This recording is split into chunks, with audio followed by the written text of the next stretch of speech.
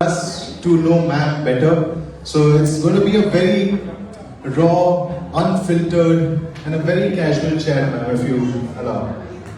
So can we have a big round of applause for ma'am here?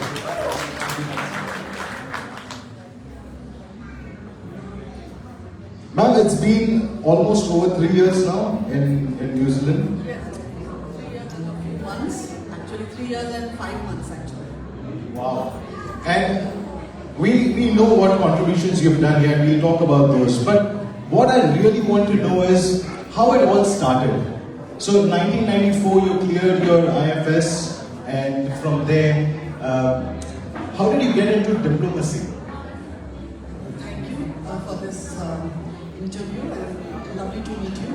Hello everyone again. So as a young girl, of course, as you know already, I was born in Patna and I was growing up, my early years were there. And I went to a school in Patna which is called Notre Dame Academy, and it was a girls' school basically. But from a very young age, I was deeply interested in developments all over the world, politics, economics, how countries are interacting with each other.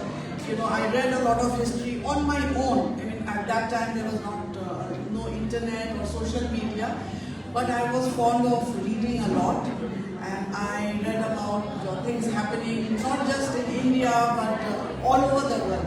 And I was fascinated by things like what makes a country a developed country, what makes a country a middle income country, and what are the factors which play when two countries are interacting with each other, what leads to peace, what leads to conflicts, that kind of thing. So I also come from a family of civil servants, and I saw that my father and my other uncles who were working in the civil service, that they also got a lot of happiness in helping people. And I thought, why not do something where you are able to help people, and these two combinations, combined, and I thought of taking the exam, and by God's grace, I cleared the exam and I became an IFS officer. That's how it all started. I mean, it started at a young age, but throughout my school years, college, I followed my passion. Thank you, ma'am. Can we have a round of applause now? So, I think a lot of children would not know what you mean by a lot of reading, because now everything is fed to us. It comes through ChatGPT or Gemini or whatever AI platforms we use, or even Instagram. A lot of times all this information is coming to us via social media. I want to ask you about your postings. Like, you've been posted in different parts of the world. Which posting has left an impact to you, which made you see this world in a different lens, through a different lens? As for the New Zealand, Actually, of course, New Zealand is, at the very top. I have been in many countries, as you know, and each country has taught me something. I have learned a lot from each of the countries. My first posting was to Japan, and that was also the first time I went outside India. So till I cleared the exam, I was mainly in India, and of course I had visited of many parts of India, many states. But it was my first time to go abroad, and when I went to Japan, I was so amazed to see a country which is so organized, hardworking people, precise, very punctual, a lot of things. So I was quite amazed, and it just opened my eyes to a completely new world. Since then, I have been posted in Germany and Bangladesh. I was taken in by the warmth of the people in Bangladesh, very, very friendly. Even, you go to somebody's house, they will cook like 25 dishes or something like that. Very, very nice people. And Germany and other countries also.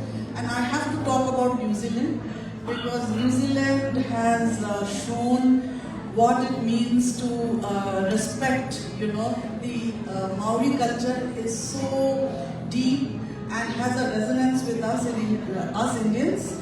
We worship mountains and clouds and the sea and the land, water. So all these things worshipping the sun during chant and all that. So I have learned that, that people are very similar in many ways. We are very quite similar. And New Zealand is also very special because it is a country where politeness, loving each other, respect, working for the community are very high priority right from the childhood. And that is something I must take away from here. It's wonderful. Thank you. And for this, I think big round of applause for all of you, because it's a lot of communities are here today, a lot of community leaders, and it's all their perseverance and their hard work that has helped us reach that place. Because it is a lot of hard work, to get people together. I'll give you a cricket reference, ma'am, because today is a very important day for us.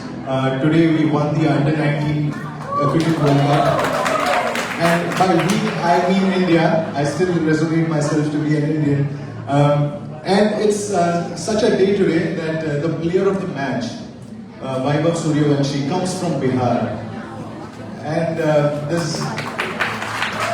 and I think the way the team has performed and everything, I think it's just amazing. But what I was trying to get to is that we like to play cricket, we love cricket, but getting a team together to play a match is so difficult. But our community leaders over here get everyone together on a fortnightly or a monthly basis to plan events. I think that's incredible. Thank you so much. Can we please have a big round of applause for all of you? Ma'am, moving into now women in diplomacy. So we've seen you started off your journey in the 90s. How has the scene for women in diplomacy changed from the 90s to now?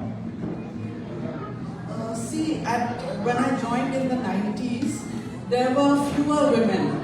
In fact, in my batch itself, 2 women colleagues who joined the service, but they resigned within a year because of family reasons. They did not want to go outside India, or they were getting married to somebody who was in India. So 2 of them resigned. But now I see that more and more women are taking up this challenge. Of course, it is a challenge like working abroad, being away from family. But it is, they are understanding that it is a great honor to serve your country, and also that women in diplomacy make a huge difference. They bring particular qualities of compassion and empathy, and today's world needs that. So more and more women are joining the Foreign Service, and it is very heartening to see. And also I must mention that our government, the Honorable Prime Minister, has also been encouraging women. Women's empowerment is a big thing. So now I see women from all over India, tier 2, tier 3 towns, cities, villages coming up and saying, no, I want to join the diplomatic service and contribute in various ways. I'm up for the challenge and that sort of thing. So it's very encouraging. Thank you. I have a question which is like an off topic, but how have you seen the perception of Indians all around the world has changed over the years? Like from having a certain perception in the outside world to now what perception we've had. Can you elaborate more on that? Because you've been having a lot of postings. So how has that changed and has it changed? Absolutely. The perception all over the world has changed in a highly positive direction and an upward trajectory. And the value of Indian passport today is much higher than it was say 30 years ago when I had just joined the Foreign Service. When you say that you are from India and you are a diplomat or so, people look at you with a little bit different eyes.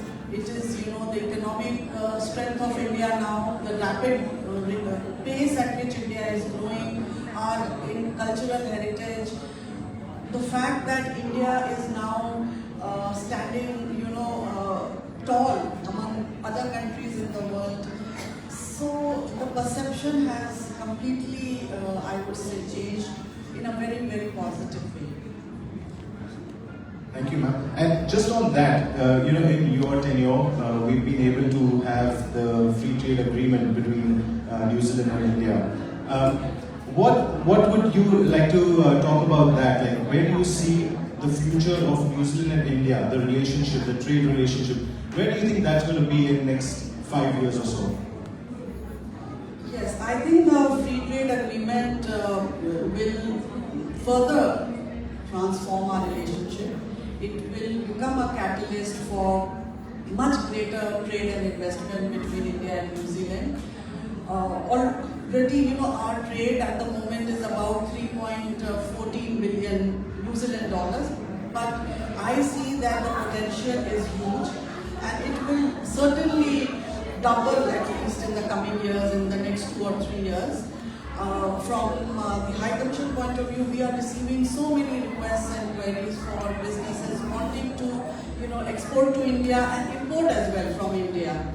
And also, it is heartening to see that there are many businesses which, even though if they design here, they make in India.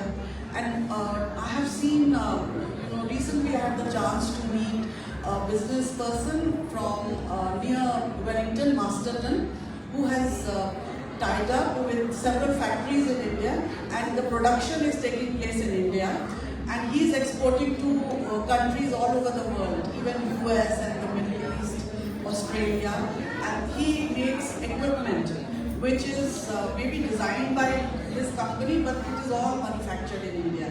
So I see a lot of potential. I see more people, more businesses going to India, and I won't be surprised if within 2 or 3 years itself we double our trade and reach our potential.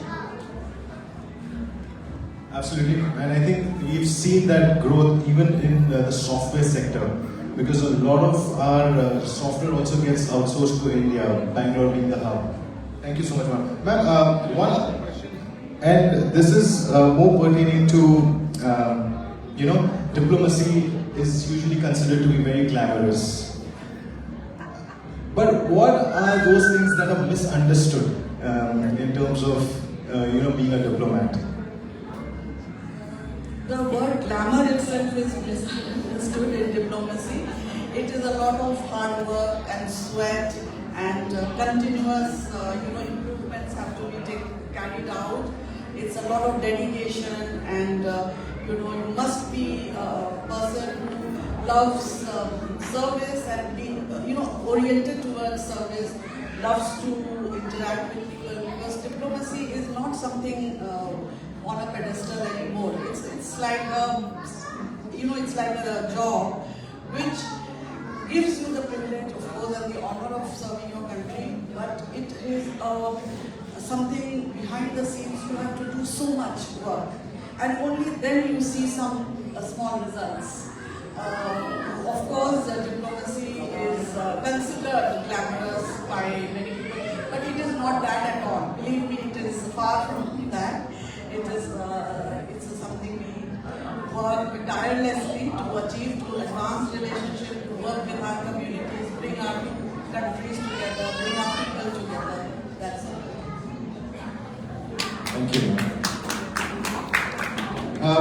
Now this is going to go a bit personal, but your husband is also a diplomat, and 2 diplomats in a family. How does that work through? Like, is it difficult, easy? What are the challenges, and how do you overcome them? Yes, it is challenging. Definitely, it's challenging to manage, a marriage and a career.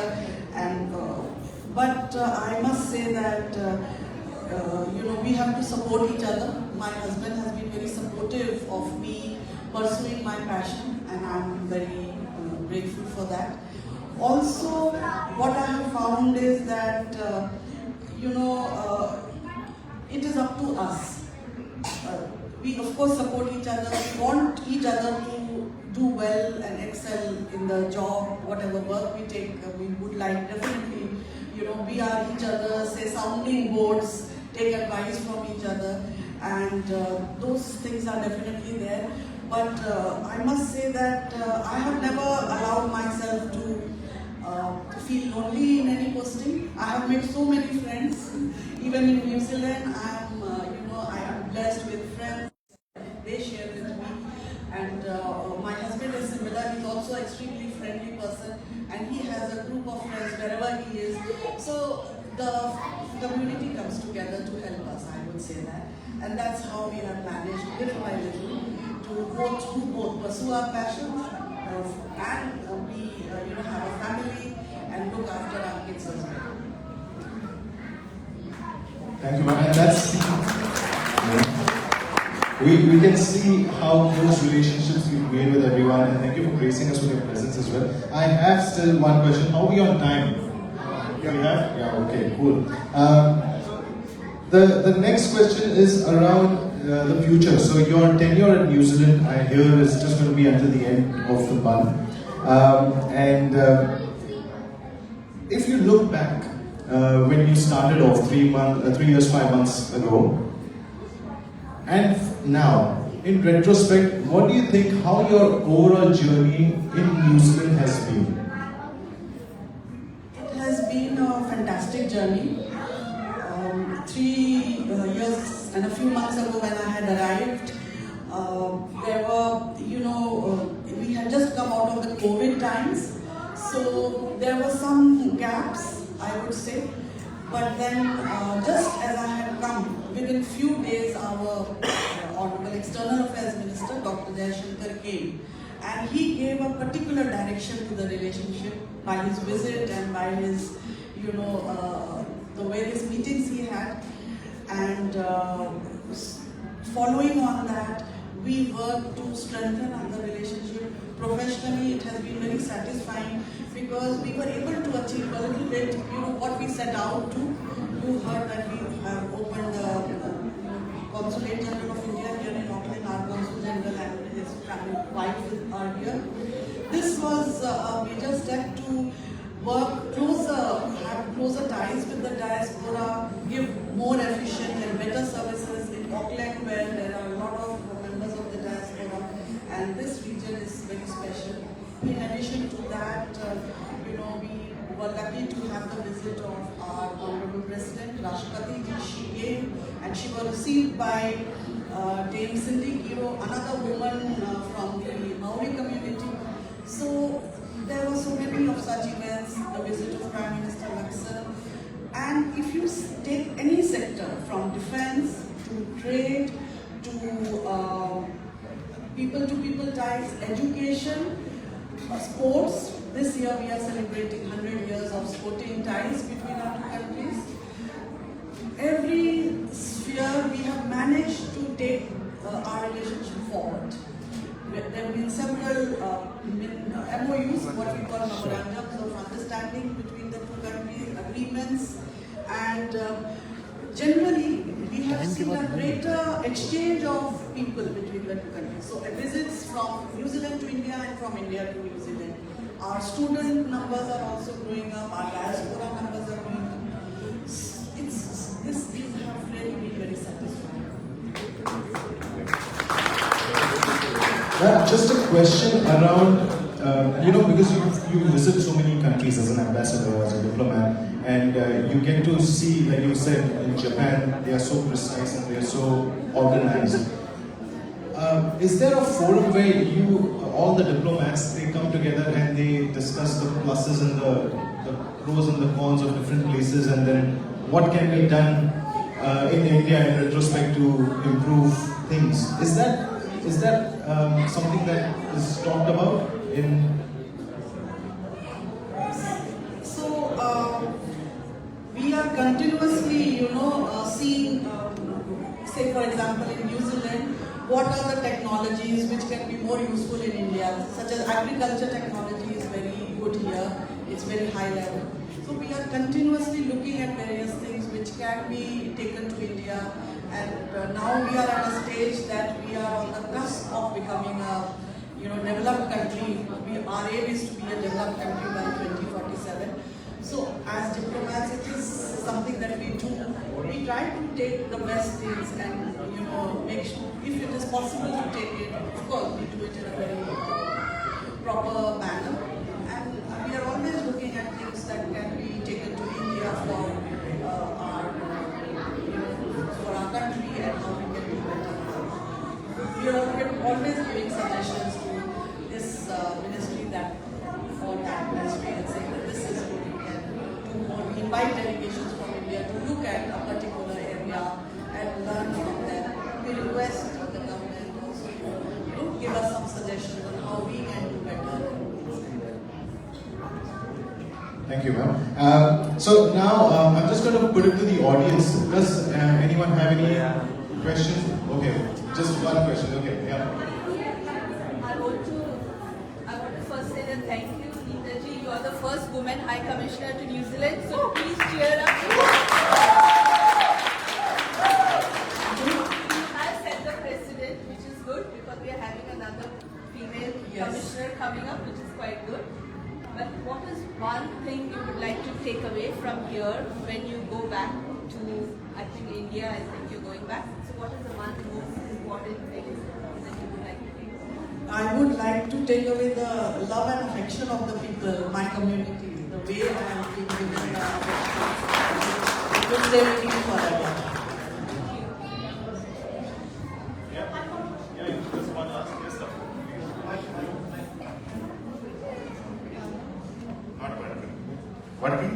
Yeah. Oh man, diplomacy is a serious business. So there is no place of glamour. The success of diplomacy is the glamour. So that we can call it. And my two questions are there. One, when you have been successful, just share the mantra of your success. So these audience can take away something from you.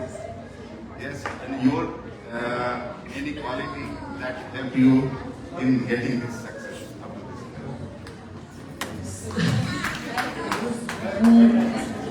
So I would say that, I mean, of course, hard work is very important, hard work and dedication, but also important that, the mantra or that destiny favors the bold. You have to be bold, you have to follow your passions, and you must meet challenges head on, so that you should not be deterred by setbacks or challenges. One should be, moved is my advice. Thank you, ma'am. I had one question, which was that one quality Bihar gave you, but I think you answered that. It's the boldness. Yeah. I think we are time. Okay, ma'am, just one last question because you have such a beautiful smile. Thank you, ma'am. My question is, as a woman, like we all have a lot of responsibilities and we keep very busy with household responsibilities and job. What is your one advice for women to keep it all going and to keep it all high? I would say prioritize. On a particular day, there are lots of responsibilities in your work, life and at home. Prioritizing what is the most crucial one has to be attended to first, definitely. And one thing I have found is that I always try and wake up 1 hour earlier so I can plan my things. And that has helped me a lot because there are many places I have to go and interact and give speeches. Unless I do my planning, it sort of disturbs. Those things are important. And take help of people. It's not possible to do it alone. We must reach out to people and take help from family, friends, whenever we need. Thank you so much for being so patient and listening, and thank you, Zinzi, thank you so much for your time here. It's really an honor to have a chat with you, and we wish you all the best for your future endeavors. Thank you, ma'am. Any last words you would like to say to our people? Thank you. It's been wonderful being here in New Zealand. I mean, I never felt, like I said, I always felt I was at home and I got so much of time and people, gave me so much affection. I will remember it for the rest of my life. And wherever I am, my best wishes always with you, and I will, I know that your wishes are with me. So thank you so much for this lovely time that I have had here in New Zealand. Sorry, I just have one last thing that I want to ask you, and this is around when you first heard of coming to New Zealand, you had some perception, yeah? How did that change? Like, did that change what is your take after you landed to New Zealand? Before versus after? Yes, my first reaction was, it is far and far from my family. That was the reaction. But as I said, my family supported me. They said, no, you go, we will come to you. And everyone came also. So that was the thing. Second perception was, at that time, like I said, we were coming out of COVID. So the relationship could be stronger, but it was not at that level at that time, because COVID had disrupted a lot of normal activities as well. So I was told that, it's a good place for, say, tourism and all that. But I said, no, I have work to do. I go and do my best to make sure our countries come much closer than before. And with God's grace, we've been able to do a lot. Like I said, I mentioned, we've had so many visits and so on. And there is more to come. This year looks very bright, and there are lots of good things going to happen. So, look forward to that. Thank you so much. Please may I request all of you, please give a big round of applause for Madam Her Excellence Mr. Vijay. Thank you, ma'am. And now I'm going to hand it over to our lovely MCs. It will be the MCs. Ma'am, आपको रोक दिया है. We were having a cake cutting song.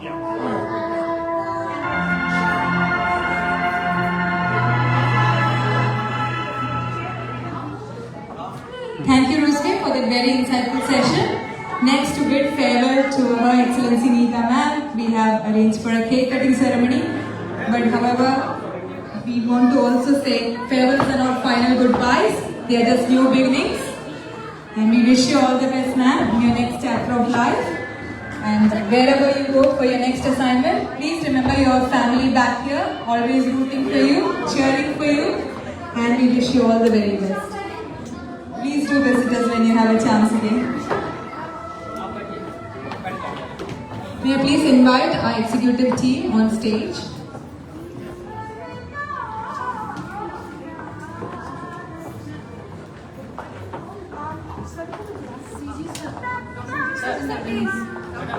May I please also invite Honorable Consul General India Auckland, Dr. Madan Mohan Sethi sir, and his beautiful wife, Mrs. Swagatika Sethi. Ma'am on the stage.